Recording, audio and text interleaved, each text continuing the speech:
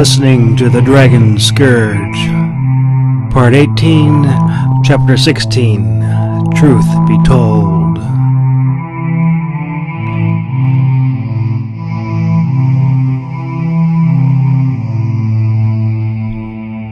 The revolting stench of death and rotting flesh turned Leclose's stomach and seared his nostrils. He woke to the horrid sound of metal blades being dragged across each other. Flies swarmed about the rotting animal limbs, and bleached white bones clinked together like wind chimes as the breeze blew through the iron bars of the stone prison. Gaining his senses, he found himself tied to a wooden post inside a musty chamber. On the walls were shelves of glass jars and bowls filled with eyes, organs, and some even with entire heads. On the floor sat a haggard old crone, sitting on her haunches and swaying back and forth inside a circle of strange symbols etched into the dirt floor. She brooded over the scattered pieces of gold coins they had taken from Thrallin. Clove leaned back and stared up at the thatched roof, trying to slip his wrists out of the tight cords, but the moment he shifted his weight, pain engulfed his shoulder, and all thoughts of escape left him. "You're only alive because I wish it," Alternus's voice boomed from behind him. "Resistance will not end your life, but only add to your suffering. You can only cut me into so many pieces before I bleed out and die," Leclove snarled back defiantly. The decrepit hag sitting on the floor cackled loudly, and then resumed swaying back and forth. "Yes, I can cut you into many small pieces," the sorcerer admitted. "But rest assured, I have the power to keep you living as long as I find it entertaining." Leclove spat on the floor. "You can't bring back the dead," he scoffed. "Yes, Leclove, I can do that as well," he declared in a matter-of-fact tone. Hearing his name spoken, his eyes narrowed in suspicion, but then widened in worry. Obviously, Loheda must have given it to him. It was then he worried about what had happened to her, but he refused to bring her up or ask about her. The less leverage the sorcerer had on him, the better. "Yes, she told me your name," he said smugly. "But let's get to the part where I tell you what I want to know. And then if you don't agree, we can get to the torture." "Ha ha ha! I want his shiny yellow eyes," the hag on the ground chimed. "Later," Aldernus snapped impatiently, and then paused to fix a few strands of hair and regather his thoughts. "Your pretty friend, however, is very much alive and well," he prompted, watching closely to see how the pyro would respond. The closed nostrils flared as he let out a hot gust of air and trembled in anger. He had been trying to avoid this, trying to keep calm, but it was too late. "When she is begging for death, what will I have to lose but the satisfaction of your demise?" he shot back angrily. His sharp yellow eyes flickered with calculating malice and hatred. "But for the sake of argument, what do you want?" he demanded. Aldernus stroked his beard thoughtfully and was silent for a long, dark moment. "Loheda said she met you inside the mountain. Who sent you?" he demanded. "I was sent to retrieve the staff," Leclove admitted truthfully. Aldernus smirked. So, you were the one disposable soul that time and fate could afford to burn. He chuckled. So it seems, he remarked bitterly, but there was no sound of weakness in his voice. And the gold you carry? Where did you get it? Who did you acquire it from? He asked. What does it matter to you? And what do I get if I tell you? Clove demanded. The necromancer frowned and silently brandished a sharp sickle blade and set it to the young warrior's throat. I am asking the questions here, he snarled impatiently. But the yellow-eyed warrior refused to back down. A savage grin fleered across Leclove's face. Ah, if you're so powerful, why do you need my help? He demanded.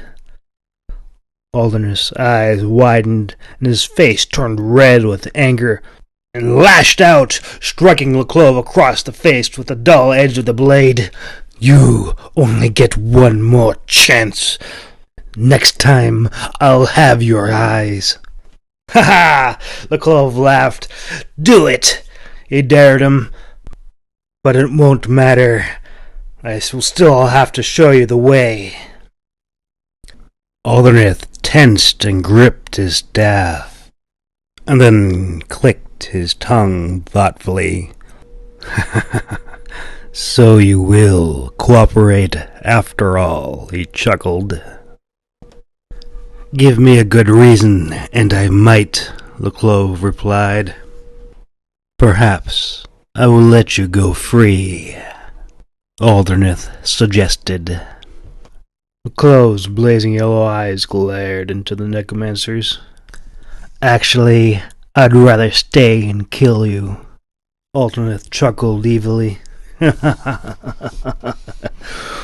What would you like then, Pyro? The agents of fate have failed. You are no longer a part of the equation. You're just a speck in their eyes, a wash rag to be used and thrown away.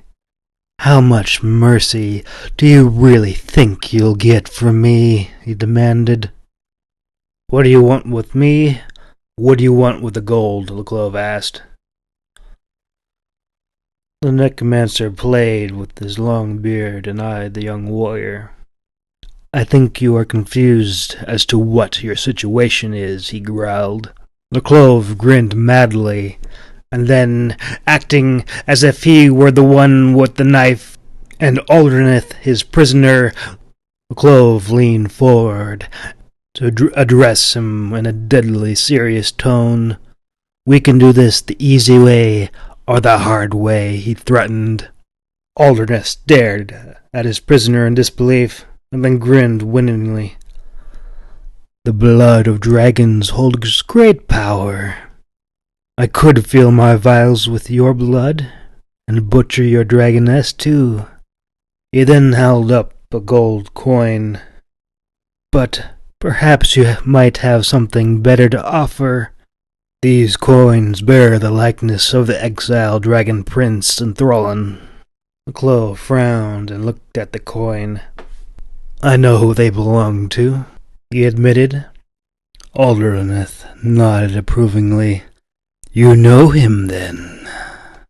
Isn't exactly my friend, Leclove replied bluntly. Alderneth chuckled darkly.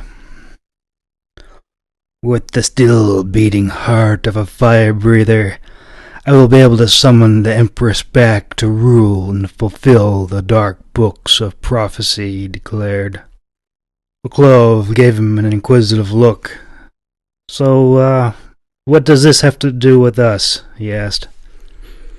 Alderneth chuckled. You tell me where to find Enthrallin, and no harm will come to the dragoness from me or my servants, he vowed. You're a good liar, Leclove remarked. Alderneth frowned. I am a necromancer. I have bound my soul to death and life. If I lie, I perish by my own tongue, he explained. Why should I believe this? Laclove asked. And then the old hag cackled. I am truth. He speaks the truth. She shrieked, and then went back to drawing on the ground. Laclove turned to stare at the old hag with a perplexed look on his face. Alderneth nodded sagely towards the old woman. She is my truth-sayer. If you lie to me, she will let me know, he explained. Your pretty dragoness was willing to sacrifice herself for you. I wonder if she will feel the same way after she finds out what you really are. Laclove cursed as he pulled his wrist against the cords that bound his hand behind his back. What's your game, you rotting sack of filth? He snarled. Alderneth grinned. There is no game. Your friend and I have a few common interests. She informed me that you claim to have personally encountered the great Enthrallin himself. The necromancer paused for effect, watching Laclove's reaction. I think it is ironic that she swore an oath of allegiance to the Empress in order to save your life. But you don't seem to be at all worried as to what might happen to her. Of course, I would expect nothing less from your kind. Laclove grit his teeth and held his gaze. Who is this Empress you serve? He demanded. Alderneth stopped and gave Laclove an inquisitive look. He wasn't entirely sure whether Laclove was being insolent or ignorant. Surely you know? His prisoner stared back at him blankly. The Empress Caledra?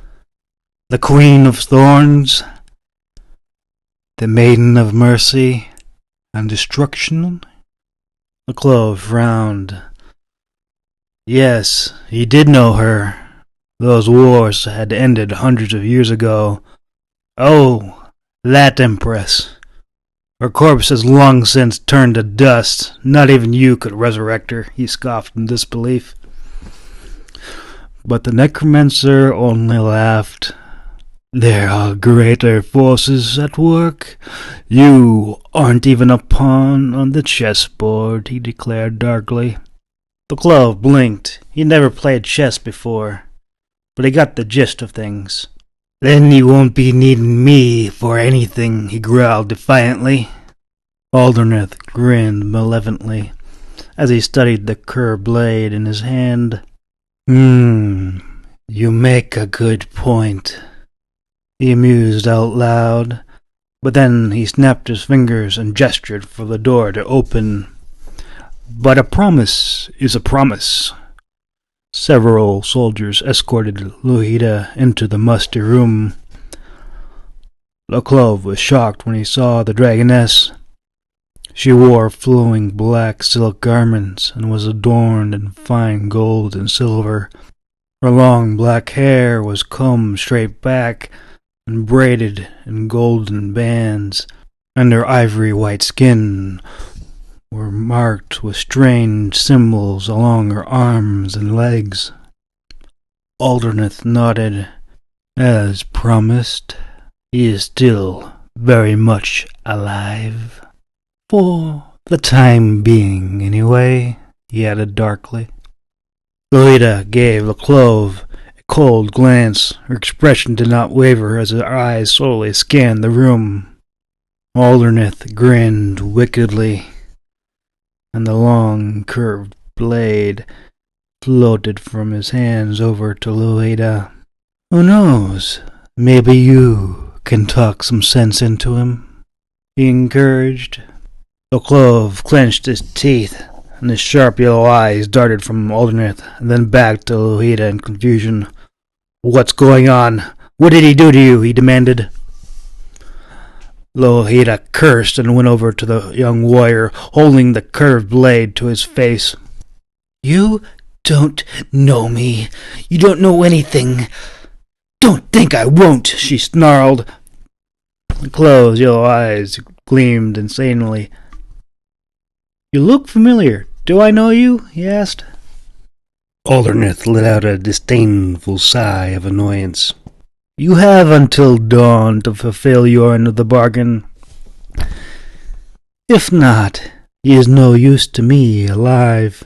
He shrugged and made his way out of the door, followed by the guards, leaving them alone with the crazy old hag. The closed, tenacious grin quickly faded, and he leaned forward to figure out what was going on. What's going on? What's happening? He asked in a low voice. Lohita's aquatic blue eyes, however, held no warmth or kindness. What do you know about Enthrallin? She asked levelly.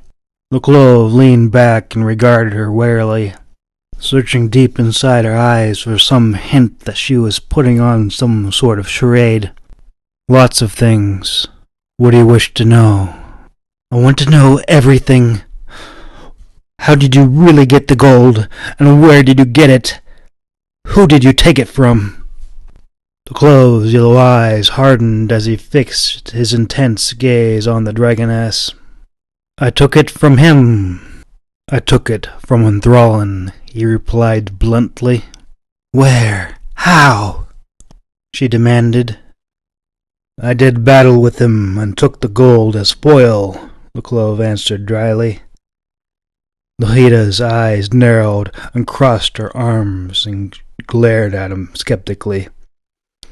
Do you, honestly, expect me to believe you fought him? Fought Enthrallin?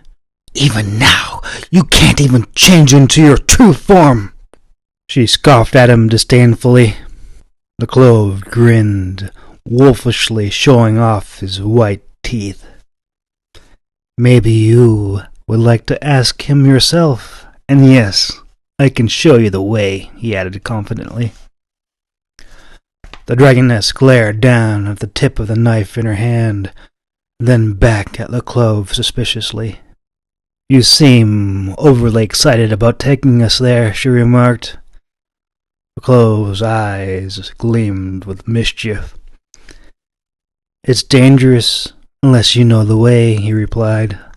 You will show us the way, she declared sternly. If this was all a charade, she was doing a really good job. The clove gave a slight, curt nod. You might want to figure out whose side you're on first. I don't think everyone will make it there in one piece, the clove replied in a dangerously level tone. Lohita's eyes narrowed with indignation. Fool! I'm saving your life, she snapped at him. The clove clenched his teeth and let out a frustrated growl. It doesn't look like you got roughed up too badly. What did he do to you? He demanded. The dragoness glared coldly at the clove. We have many common interests. That is all you need to know. The clove nodded. Are all dragons shallow, loathsome creatures like you? He asked. Lohita's face turned red, and her aquatic blue eyes smoldered with anger. How dare you! You treacherous to-the-face snake! Tell me your true age! Why haven't you turned back into your dragon form? She demanded. The clove let out an agitated grunt as he fixed his eyes on her. I don't have a dragon form. However, Lohita was not so easily convinced. She had seen the flames and the black smoke leaping across the tree line. She had heard the men running in terror at his coming. I know what you are, she snapped at him. Why do you hide in this pathetic, frail form? Have you no pride? Free yourself! Return me back to my true form so that we may usher in the new age together. Clove took a deep breath and sighed. You don't listen too well, do you? The dragoness glared at him disdainfully, and then she glanced toward the old hag sitting on the floor. Go summon Lord Aldernith, she commanded. The hag, known as Truth, cackled noisily. I have already done so, she exclaimed, bursting out into laughter again. Before continuing to sway back and forth on the dirt floor. Moments later, the rusted hinges squealed loudly as a necromancer opened the door. Lolita turned to face him. I have come to an accord, she stated matter-of-factly. Aldernith grinned darkly. Truth has told me all, he yawned. Lolita's aquatic blue eyes turned into angry slits, and her face hardened. No, she snapped, not all. The necromancer frowned, clearly taken off guard, but then nodded slowly. Please clarify. I am highborn, she declared proudly. Aldern's eyes darkened, and he snarled, Know your place, dragon! He slammed his staff down onto the ground, and the earth trembled in his anger. Highborn you might be, but I am Lord of Shadows, Death, and Conjuring, and you are my servant. You serve beneath me, he roared. Lolita, however, did not back down. As you say, Lord, but this is my prisoner, she declared, never once lowering her gaze from his. Alderness studied the dragoness hard for a moment. It doesn't seem that way. I give you new life. You are the one in debt to me, he declared impatiently. The dragoness persisted. He is my prisoner to be tried by my people, which you have damaged, she said crossly. Very much puzzled as to what was going on, the Clove remained silent, attempting to put everything together. But when Lolita referred to him as her prisoner, his nostrils flared with anger, but he kept quiet. He was curious how things would play out and glanced over to the necromancer's response. Aldernith stroked his beard thoughtfully, and then his dark eyes turned to cold, calculating slits. All right. I will hold you responsible for him. If he escapes, if he causes trouble, you will answer for it, my lovely maiden of the wind and terror of the deep, he declared, and then turned and left. And once again the old hag began to cackle. I get his pretty yellow eyes. Lolita spun around and glared at the old woman. Shut your face, she snapped. Truth, however, only giggled like a little schoolgirl, continued rocking back and forth while humming a strange, inaudible song. Lolita cursed under her breath and turned her attention back to the Clove, who was quietly studying her through his piercing yellow eyes. You will come with me, she announced.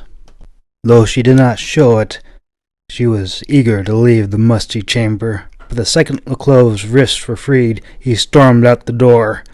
Once outside, he glanced around the mountain fortress that overlooked the small village below along the river. He did not have long to take in the view, for Lolita burst outside to stop him. What the hell are you doing? She demanded. I'm going to kill him, the Clove growled as he whirled about and set his eyes on the dark tower above him. Lolita grabbed his injured shoulder, causing him to wince and growl in pain. Ah! Get out of my way! But the moment he attempted to pull away, Lolita's grip tightened. Pain shot through him, and despite his efforts, he had no strength. Lolita gasped as she watched the Clove fall to his knees. Your shoulder is dislocated, she informed him. The clove only gave a dismissive grunt.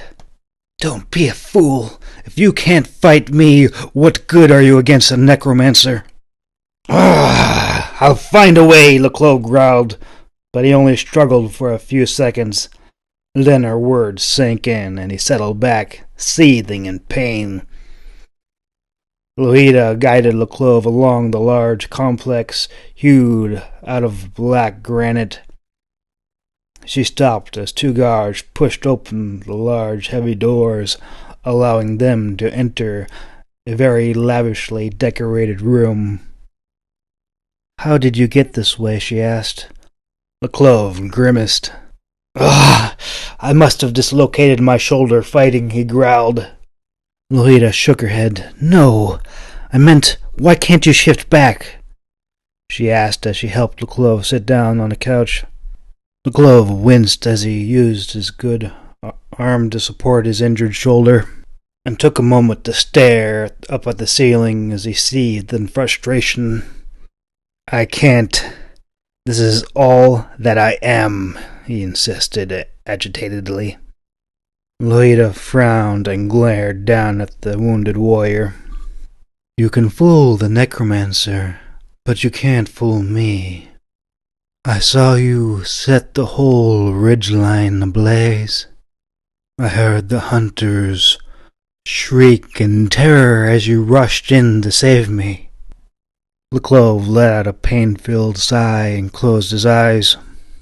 I set their campsite on fire, and it spread to the ridge, he explained. But to his surprise, the dragoness tilted her head and smiled warmly at him. You are indeed very clever, she laughed, as she sat down next to him, gently running her fingers through his tangled black hair. Very young, but very clever, she remarked, still smiling at him. The clove turned his head and was nearly overwhelmed by her warm, aquatic blue eyes, causing his heart to hammer inside his chest like a loud drum. Soon he completely forgot about his dislocated shoulder. The dragoness leaned in and affectionately rubbed her nose against his. It's okay. You don't have anything to fear. I will not allow any harm to come to you, she assured him. The clove's nostrils flared and his yellow eyes narrowed, and he bristled and did his best to sit up. I'm not afraid of anyone, he said loudly, but Lohita only smirked and ruffled his hair as if he were a child. You are very brave, she told him with a smile, but the clove knew she was merely making fun of him. Please, won't you shift back?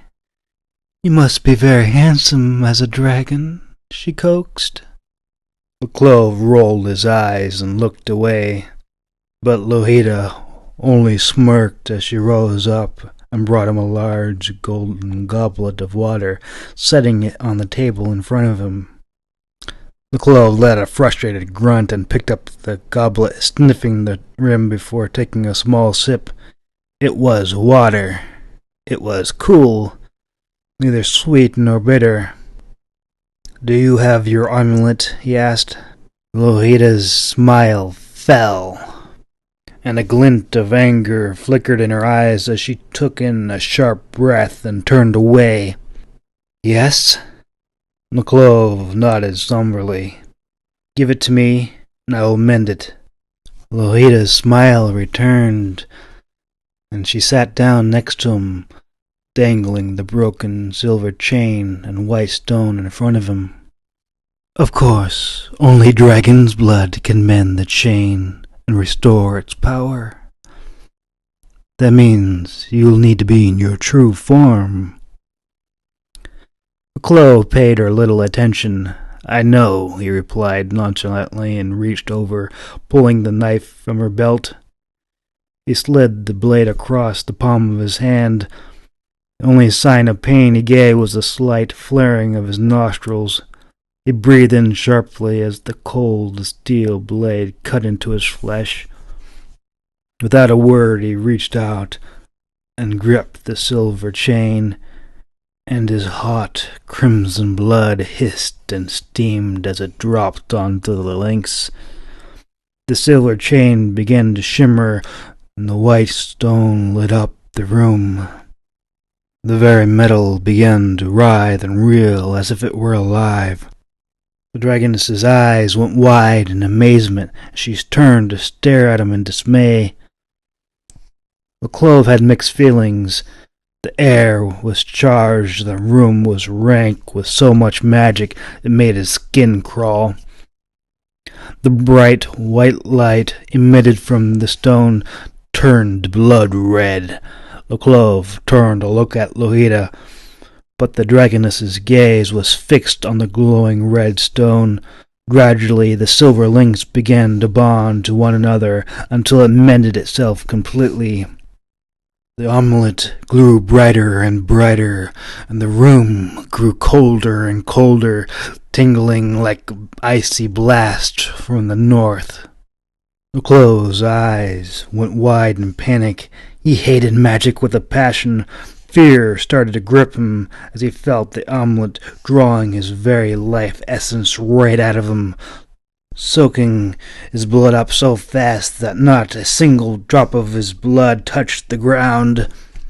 The clove could not take it any more, and he threw the shiny object down and leapt back in terror. "It's after me! Make it stop! Make it stop!" he shrieked as he clutched his bleeding hand to his chest. Lohita said nothing as she stooped down to touch the blood-red stone. The dragoness watched in silent wonder as the magic sparked and crackled inside the tips of her fingers. At last she looked up and grinned at the clove, who was staring at her nervously from behind the couch. "I have never seen such powerful magic. How is it that you can do such things when you aren't even in your true form?" she asked in awe. "I don't know any magic, and I'm not a dragon," the clove protested from behind the couch. Enchantment sparkled in Lohita's eyes, and she grinned, showing off her white teeth. The clove frowned, and his knuckles cracked loudly as he gripped the handle of the knife in his hand. He shifted his feet beneath him so that he was poised to strike. "Yes!" he snapped. If it were even possible, Lohita's grin widened as she sauntered toward the couch and gazed down at him.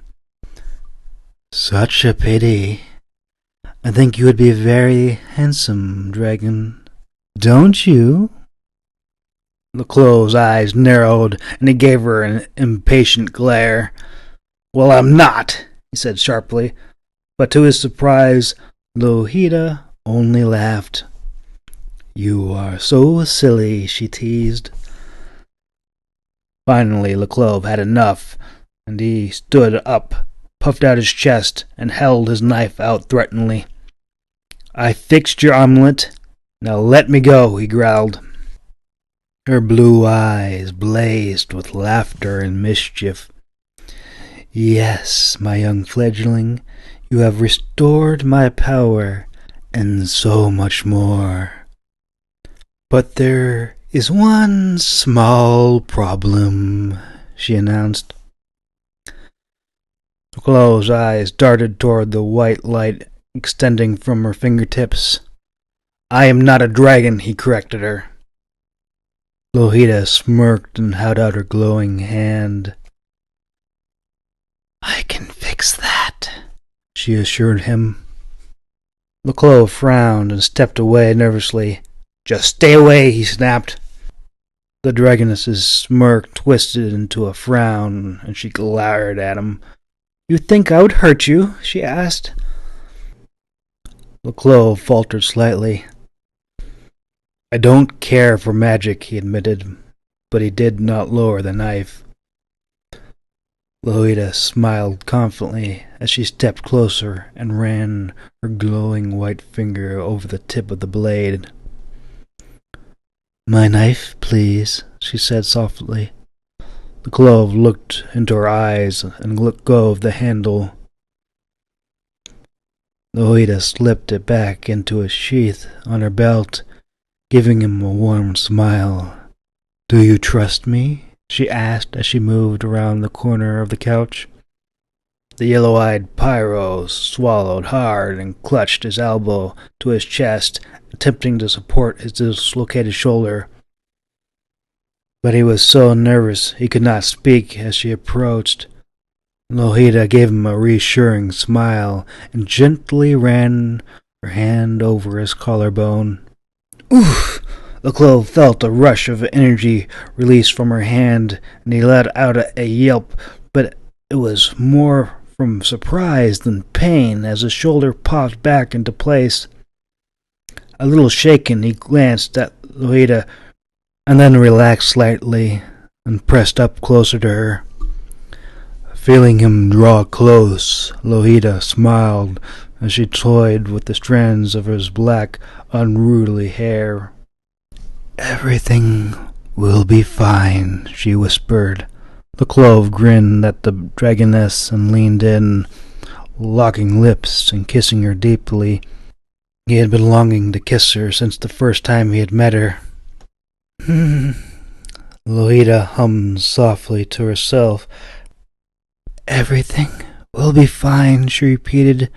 She came in for another passionate kiss. The clove growled in excitement. Her lips were sweeter than wild rose hips, soaked in the morning dew. But just as he was about to throw her down and began making love to her, he felt a cold, tingling sensation running through her lips to his. The feeling spread through his entire body. His eyes snapped open, but he only saw blinding light, and white noise rang in his eardrums.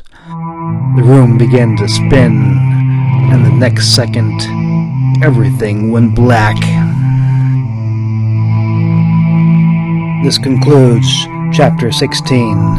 You've been listening to The Dragon Scourge, written and narrated by M.R.R. Lopez.